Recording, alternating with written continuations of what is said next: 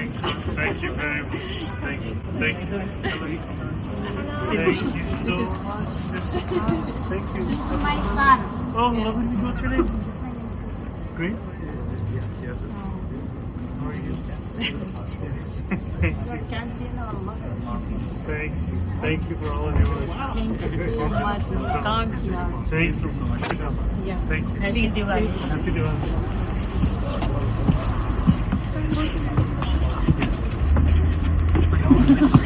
Also knows that a couple of days ago it was your birthday. Yes, yes, it was. And so that is also something very auspicious. I heard you turned 33. 34. 34. So 1 year older. But 33, which is when you actually started campaigning. Yeah.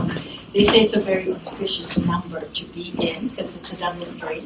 And when you put the 2, 3 together, you get an 8. Yeah. And the 8 is infinity. Yeah. So on your heart must be infinity, but also the power of what you want to bring to the people is very, very inspiring for a lot of us here in Queens, because your district in Astoria, but also it's like that flame of hope that gets ignited in people's hearts, but it also kind of ignites their dignity. And they feel worthy enough to begin to do the things that they should have been doing and not to be suppressed. And I think you are that flame of hope for many. I looked at you walking and I said, my God, he's more handsome than this man.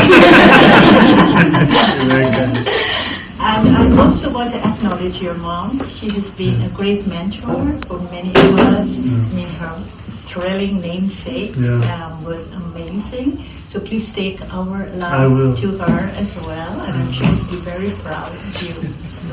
But what we'd like to do before we take you into our ancestors' room, the founders' room, to actually light the Diya, I'd like to introduce you to some of our members. As we've got representatives, because our headquarters is actually in Breakneck. Okay. But they couldn't come because the person who was driving them over, he's an IT specialist, and there's some problem with Amazon. The server was down. He was called on to help. Okay.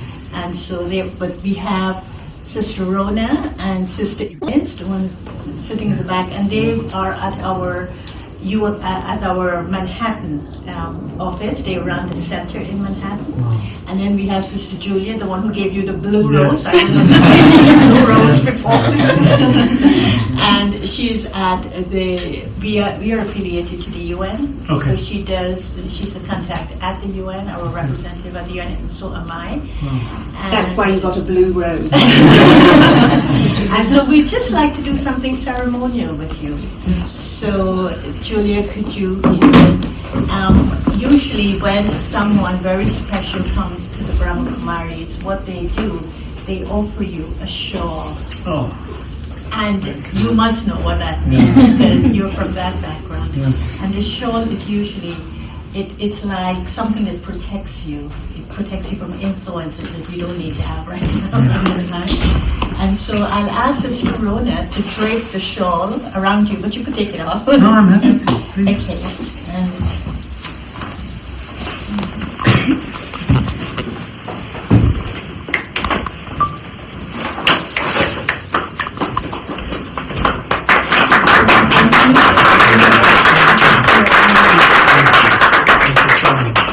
So kind of you. Thank you.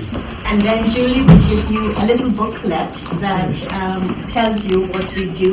Thank you. Happy Okay, that's lovely. Thank you for this. And this is your little birthday gift. You would all like to know what it is. Not because he's 34. 33. He was 33 when he started, right? Actively running for mayor. And so it's a 3, which is an O.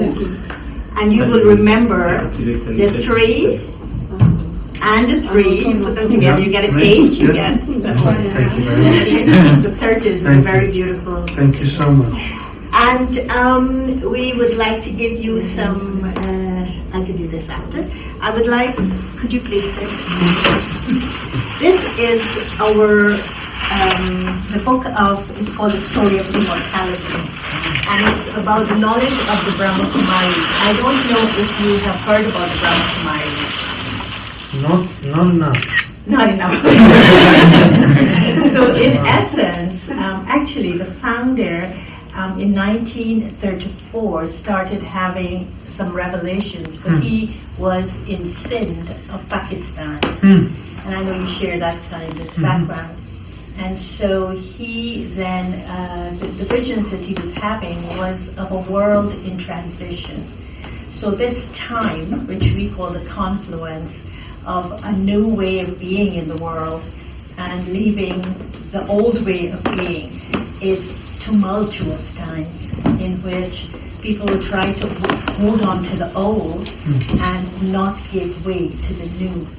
So what his visions talked about was that this kind of transformation is not going to happen just from the outside, but it requires a lot of will, the will of the spirit, that indomitable will that no one can break and no one should break, when that purpose is determined by the recognition of life, the dignity of life, the worth of life, and that which is imperishable, called the soul. And when all else fails, no one else is going to determine the role of the individual that individual has to play. And individuals are going to rise to take the challenge without being caught in the obstacles that will be encountered on the path. So there will be individuals such as the founder who will become pioneers of this new way of being in order to bring about a new way of doing in the world. And so the systems of the world have got to change, not by something on the outside, but by the systems from within the individual. And so the Brahma Kumaris, as you would read, if you ever get time to read it, Christmas, you can read it Christmas. It's about connecting to the Supreme Being, whom we see as light. It's not in a human form as such, but as light. And that is what the three aspects, which I think you are also enjoying and must be aware of, is that there's a creation of a new happening. There is a sustenance of that new that requires you to give a lot of yourself, but also everyone who's supporting you. But also there's a transformation of the old and the breaking down of systems. But not to look at the breaking down, but to be focused on the creation. And the question to uphold purpose, he says, is to ask, what is it I want to conserve? What is it I'm investing in? And where it is I need to be looking as people are putting your part, right? But you need to be focused on that. And the way to do that, I'm sure you do your own sort of meditations and prayers, because you've been going to so many of the temples, but that is your indomitable spirit. And to connect that now to today, which is Diwali, it's victory. It's a day of victory over evil, over negative. But it is also, Diwali is a time in which I'm convinced you're here today for something very special. Who would come to a place like this on the day of Diwali? What determines that? So I think it's very, very auspicious for this to happen. So I think there's a new connection, a very profound connection that's going on inside of you. And I hope that you take away this connection with God in such a profound way that you're guided on your path with light and with victory. Thank you so much. Thank you so much. Amazing. And this is Tuli. It's Prashad. We call it Tuli, Yes, made with love. Thank you. And this is for you and your beautiful wife. Thank you very much. Thank you. This is also lovely. And now we would like you to say something to us. Well, I would just first say a deep gratitude for the welcome today and for the words that you shared. And I think this much needed understanding of the importance of the within in a world where there's such a temptation to only focus on that which is without. And especially I can tell you on the journey that I've been on, the pressures only increase, and the importance therefore only increases as well of being able to know why it is that you do this work, what it is that actually sustains you. When I was younger, a mentor of mine told me that no matter what you do, make sure you can recognize yourself in the mirror at the end of the day. I think in many ways it is a similar message, that you have to hold on to that purpose.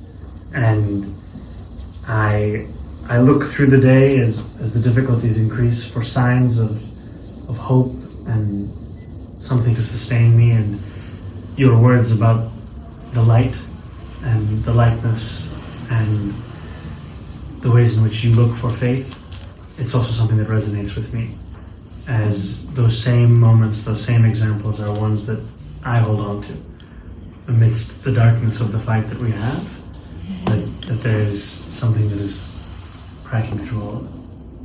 Do you ever feel tired? Very much so. I do feel tired, although I also find energy in others. If I didn't, then I couldn't do this, because it's in these small moments amidst all of the whirlwind that is this work that reinvigorates oneself. And so I went to a mandir a few weeks ago. We spent much of the campaign speaking about housing, and I was in the mandir, I was learning about the history of the mandir, and then as I left there was an older Hindu man who told me that he'd lived in his apartment for 31 years and his landlord was trying to push him out. And that moment was one which reminded me of my purpose in this work, and the fact that were I not to have visited this mandir, he would not have met someone who he could confide in as to the struggles he was facing in his own life. But you also worked in housing. Yes, I did. earlier. I did. I worked with homeowners who were facing foreclosure. And it was an experience that taught me that no matter how much money you make, or no matter whether you're a tenant or a homeowner, the affordability crisis is one that everyone feels. And these homeowners were ones who, you could write a news story about them and you describe them as living the American dream. They were immigrants who'd been here for decades, they had union jobs, they were just a few years from paying off their mortgage, but still, they were just one emergency away from being in delinquency. And learning about the ways in which so many live in that sense of being on the edge, where the stability they have, it feels as if it is forever teetering. It gave me an insight into just how vulnerable the foundations of the city are for so many. And I think today, to meet on Diwali the triumph of light over dark, it's also, that's what many hold on to. That could be the story of their life as well. And I hope to make it so. And you know the story of Rama returning, and the entire Ayodhya was so happy that he returned with that light. So you must feel something like that too, when people look at you that go. But I like to say one thing for your tiredness. One of the ways that we always say your opponents would get at you is they tire you out. You know, they work on the emotional aspect of the individual and help them with, you know, things that are not true, things that are denigrating, things that want to bring them down. And so that is because intellectually you absolutely, you know, nobody can beat you in a debate or in anything because you're so on target. But then the emotional aspect is where tiredness will emerge. And so you have to take care of that. Yeah. And one of the ways to do it is we do something called traffic control. And it's traffic control in which when you remember, you don't have to do one out on the hour, but every so often you take 1 minute, 60 seconds, and you just disconnect from everything and everyone else, and just connect to your strength, your inner strength, your authenticity, and then connect to a higher being. and then let that higher being fill you with strength. And that is going to fill your entire being with a strength that we call Shakti. You used the word Yeah. Shakti. And Shakti comes from a higher being. And it's said that if you do that for 1 minute every hour, your 59 minutes will be taken care of. And you will be emotionally the giant that you need to be. I will start to do traffic control. So I know that, yeah, you have to go. So we would like you to come into Yes, our room absolutely. and light the candle. Absolutely, I would love to. Lighted, this is our family.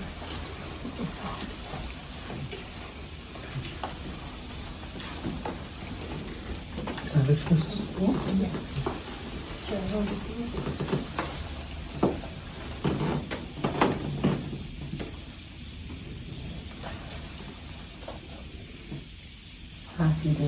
Thank you so much.